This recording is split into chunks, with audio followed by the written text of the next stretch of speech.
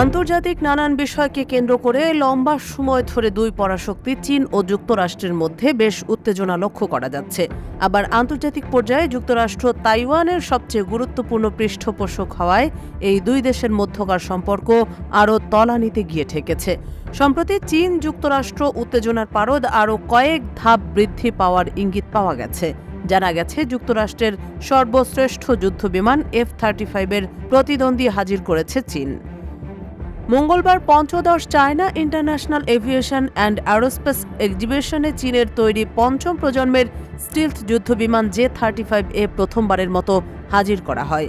চীন নিয়ন্ত্রিত সংবাদ মাধ্যম চায়না ডেইলির প্রতিবেদন থেকে এ তথ্য জানা গেছে। পঞ্চদশ চীন আন্তর্জাতিক বিমান চলাচল ও মহাকাশ প্রদর্শনীর উদ্বোধন অনুষ্ঠানের পর একটি J-35A অল্প সময়ের জন্য আকাশে উড়েছিল। মঙ্গলবার চীনের গুয়াংডং প্রদেশের ঝুহাইতে শুরু হওয়া এই প্রদর্শনী চলবে আগামী রবিবার পর্যন্ত।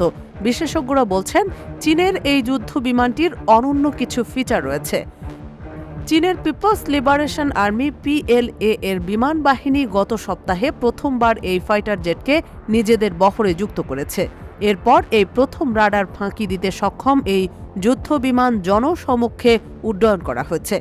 PLA এর দাবি, J-35A একটি মাঝারি আকারের স্টিলথ ফাইটার জেট।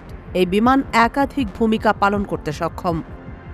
J-35A চীনা বিমান বাহিনীতে দ্বিতীয় স্টিলথ ফাইটার। এটি দেখতে মার্কিন যুক্তরাষ্ট্রের লকহিড মার্টিন কোম্পানির তৈরি F-35 এর মতো।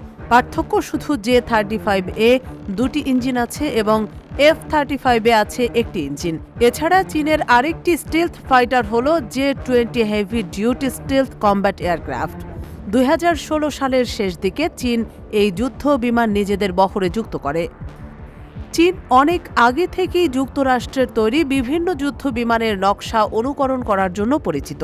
উদাহরণস্বরূপ বলা যায়, চীনের J-20 এবং মার্কিন F-22 র্যাপটরের নকশা একই রকম। তফাৎ শুধু J-20 এর সামনের দিকে একটি তীক্ষ্ণ বাড়তি অংশ আছে, যা F-22-তে নেই। এছাড়া চীনের চেংডু J-10, যা ভিগোরাস ড্রাগন নামেও পরিচিত, এর নকশা মার্কিন F-16 এর সঙ্গে সাদৃশ্যপূর্ণ।